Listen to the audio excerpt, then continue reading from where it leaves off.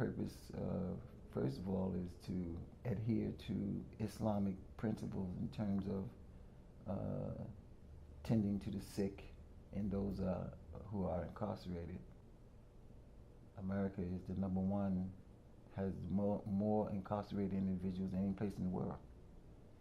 I try to impress upon the inmates the need to have a regard for the spouse that they left behind, the children that they left behind, the community that they left behind. So when that person's incarcerated, they're not the only one that's incarcerated. The family's incarcerated, the community is incarcerated.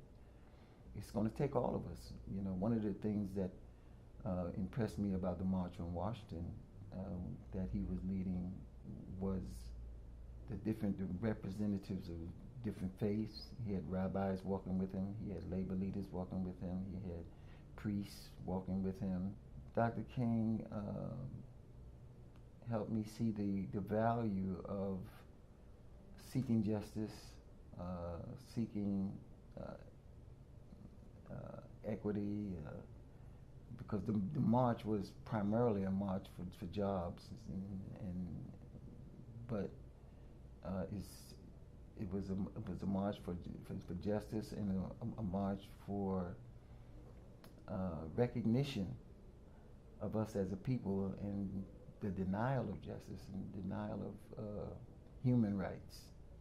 So it helped me to accept responsibility, made me look at what kind of contributions I could make to our community, what kind of contributions I could make to humanity. Not necessarily just black people, but humanity. So.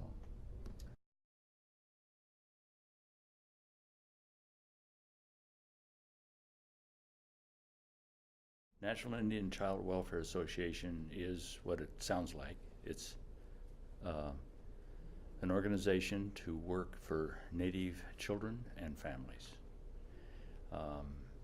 We've had over the years all kinds of family breakups and difficulties. Children are in foster care, are adopted outside of the Native community, and it creates all kinds of problems. The Indian Child Welfare Act was passed in 1978 by Congress, and it shifted jurisdiction from the state to the tribe for Indian children. But a lot of the people in the country, including lawyers and judges and so on, were not up to speed on it. And so there was a lot of education to do. The Navigators are a Christian service organization dealing mostly with young men, young women in their 20s, 30s, helping them to find how to follow Jesus, follow Christ, and at the same time to grow in character and understanding of the scriptures and understanding of their relationship with the Creator, and then moving out into their service in life, what they can do in the world they're in to make a difference and to do good things. And so I have friends around the world, people I've known and helped, and now they help me. Interesting.